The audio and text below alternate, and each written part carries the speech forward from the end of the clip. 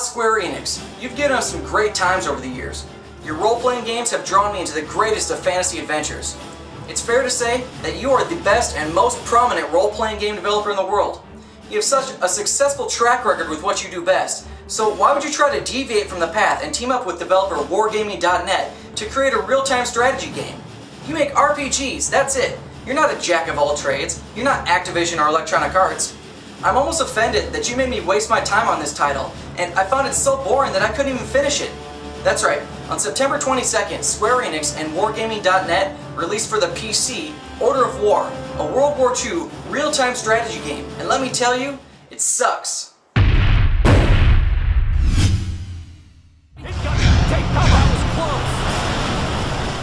Order of War takes place during the summer of 1944, the end of World War II. There are two campaign modes that let you play as the Americans as they push into German soil from the west, as well as the Germans as they hold off the Red Army's assault from the east. That's about it. There's no primary characters to get attached to except perhaps the narrator, who transitions you through the different submissions in each level. Let's go! Get out of here! Attack! Come on, let's move! Go! Keep moving or they're...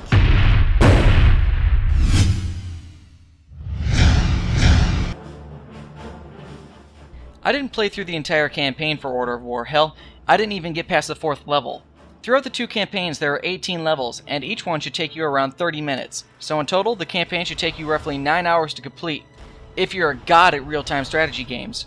I, on the other hand, got my ass handed to me in nearly every mission. It's really annoying to play 30 minutes into a mission and fail, only to have to start the entire level over.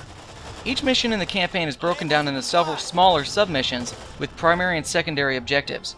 But there is no checkpoint or save system, so if you mess up in the 4th submission, it's back to the beginning for you. The campaign is of course single player, but there's also a skirmish mode that you can set up for instant action.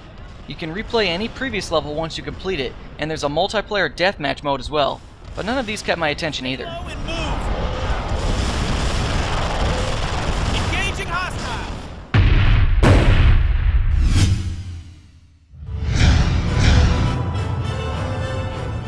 Order of War is not your standard run-of-the-mill real-time strategy game.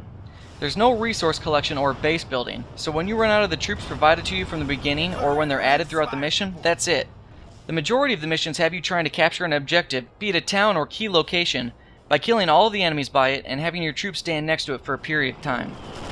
Upon capturing the objective, you'll begin generating resource points, which can be used to purchase some additional troops or to call in an airstrike or paratroopers.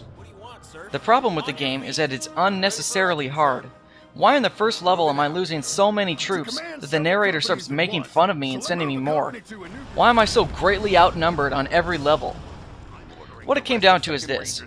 Order of War is boring because everything moves so slow. The troops and tanks and whatever else you have move so slowly across the screen. Move, people! If you're deep into enemy territory getting your ass handed to you and you purchase some backup, you're going to be waiting several minutes for them to finally get to you, and then position themselves correctly to actually shoot the bad guys. Ugh. Anyway, after each mission, you can purchase upgrades for your different units, which is a pretty cool feature.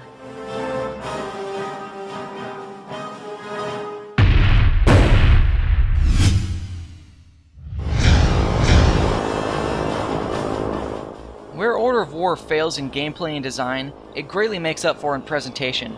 The graphics are amazing, and the way they're presented to you is fabulous. As in most real-time strategy games, you view your units from a bird's eye view, but you can also zoom right down to the ground for a third-person perspective.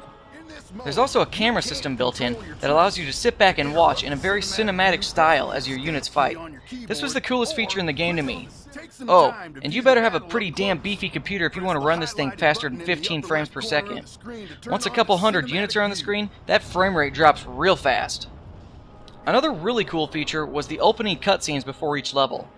It combines narration as to what you're going to be doing, with 1940s video clips from the war, with cool animations and drawings around the different vehicles and weapons that were used. The soundtrack also shines, as it was fully composed by award-winning American composer Jeremy Soule, who has recorded great audio for lots of your other favorite video games. With the support of the Army Air Corps, we'll break out of this difficult terrain and get into the open country behind German lines. This breakthrough.